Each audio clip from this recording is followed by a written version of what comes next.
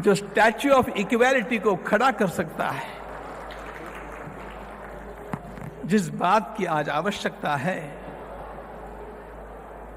और जिसमें हमारी संस्कृति का उत्थान छिपा हुआ है, वह बात इक्वालिटी, समता, समरसता। हमारी भारत भूमि, हमारी भारतीय संस्कृति, हमारा भारतीय राष्ट्र हर बारे में संपन्न है।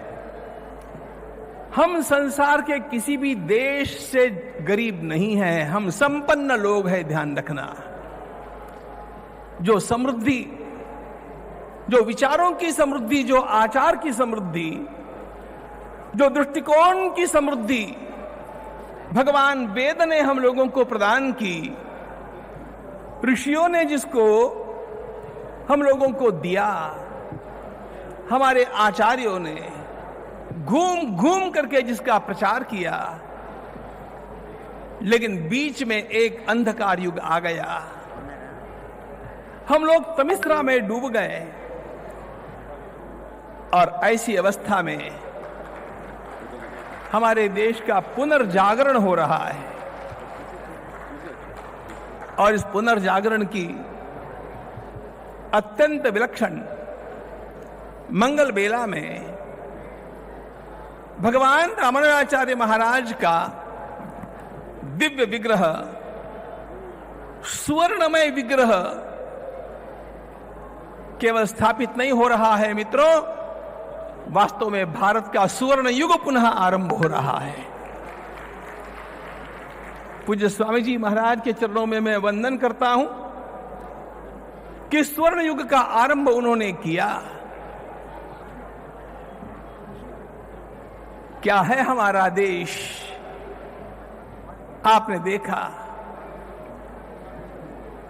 हमारे सम्माननीय प्रधानमंत्री जी दौड़ते हुए यहां पर आए, हमारे महामहिम माननीय राष्ट्रपति जी पधारने वाले हैं, और किसके बुलावे पर?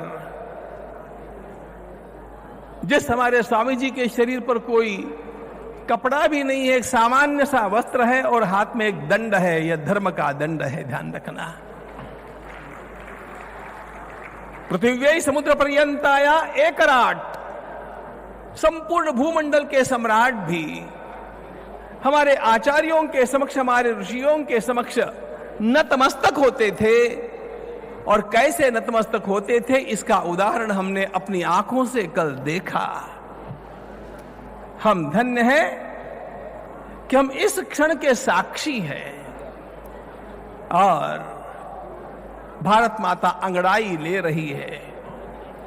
निश्चित रूप से ली जाने वाली यह अंगड़ाई हमारे देश के उत्थान का सूत्रपात बनेगी।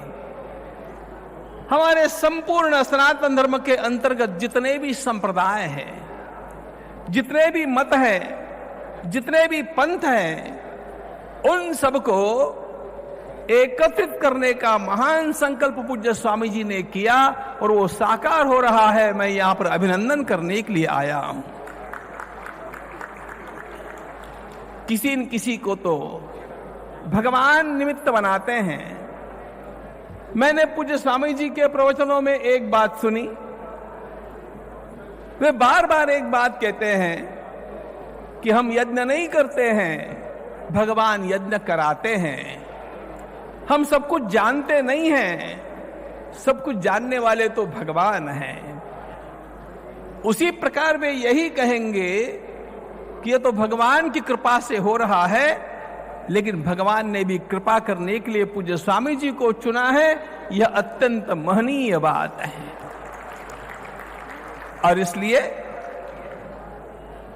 अत्यंत आह्लादित अंतःकरण से इस अत्यंत विशाल, अत्यंत विस्तृत और वेद की परंपरा की रक्षा